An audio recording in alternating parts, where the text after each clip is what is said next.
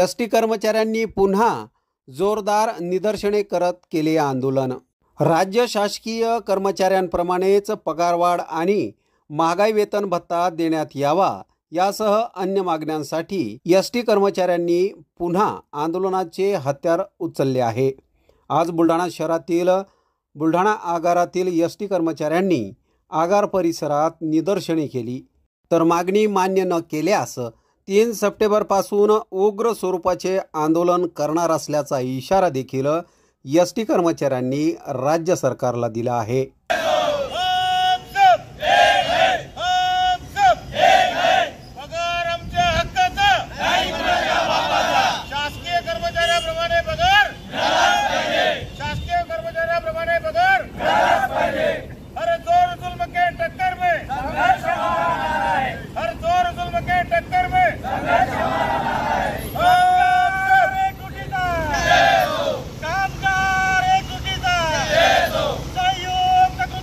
कशा संदर्भात आंदोलन करण्यात आले? आज गेल्या मागील काळामध्ये सोन्याचं अंड देणारी आमची एसटी महामंडळ काही काळामध्ये आर्थिक संकटामध्ये होती आणि आर्थिक संकटातून आता बाहेर पडलेली असताना गेल्या अनेक वर्षापासून कामगारांचा करार प्रलंबित आहे।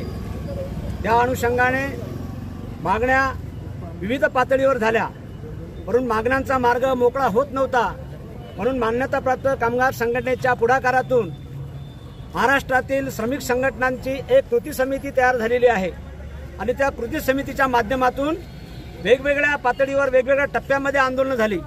घंटा नांद आंदोलन झालं, आक्रोश आंदोलन झालं आणि याची दखल घेऊन मागील 7 तारखेला कॅबिनेट मंत्रिमंडळामध्ये मुख्यमंत्री, दोन्ही उपमुख्यमंत्री आणि सर्व महाराष्ट्र शासनाचे सेक्रेटरी यांच्या उपस्थितीमध्ये बैठक पार पडली आणि त्यामध्ये धोरणात्मक बाबीवर चर्चा होऊन शासनाने असे आदेश केले की हाय पॉवर कमिटी नेमण्यात येईल आणि त्याचा अहवाल तयार होऊन पुढच्या कॅबिनेटमध्ये कामगारांना न्याय देण्याचा प्रयत्न केला जाईल। मुख्यमंत्र्यांच्या या आश्वासनानंतर हाय पॉवर कमिटीचा अहवाल आता तयार झालेला आहे आणि अहवाल तयार होऊन गेल्या 4 ते 5 दिवसांमध्ये अनेक पातळीवर बैठका झालेल्या आहेत।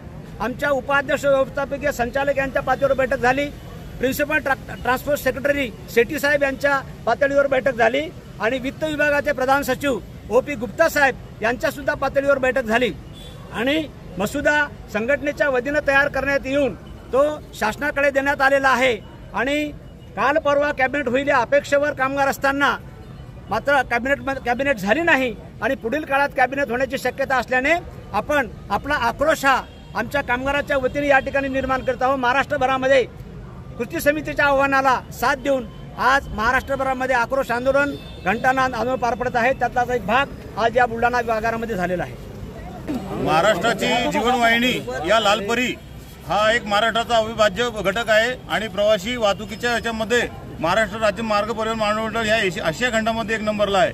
अशा स्थितीमध्ये राज्य शासकीय कर्मचाऱ्याप्रमाणे पगारवाढ मिळावा यासाठी विविध संघटनांच्या माध्यमातून कृती समिती तयार झाली आणि 2016 पासून आमची मागणी राज्यकर्त्यांनी वेगवेगळ्या आंदोलनाच्या माध्यमातून आम्ही त्यांच्यापर्यंत प्रश्न मांडण्याचा प्रयत्न केला, परंतु आज पाहतो राज्य शासकीय कर्मचाऱ्याप्रमाणे वेतन देण्याचं त्यांना आम्हाला आश्वासन दिलं, परंतु ते मागणी अजूनही पूर्ण झालेली नाहीये।